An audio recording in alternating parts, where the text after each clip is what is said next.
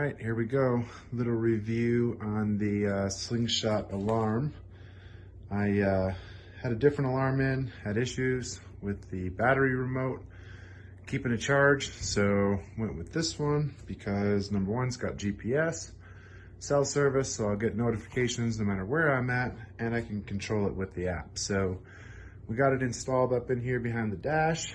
We got everything wired up in here for all the connection points, and it is connected to my horn. So here we go. We're gonna arm it here, hit the button, lights flash, one horn beat, and this thing is armed. You can disarm it here, get two beeps, lights flashed, and let's arm it again.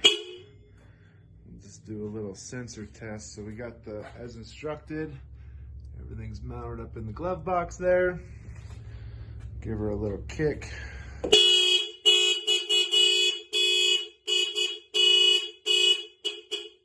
that off.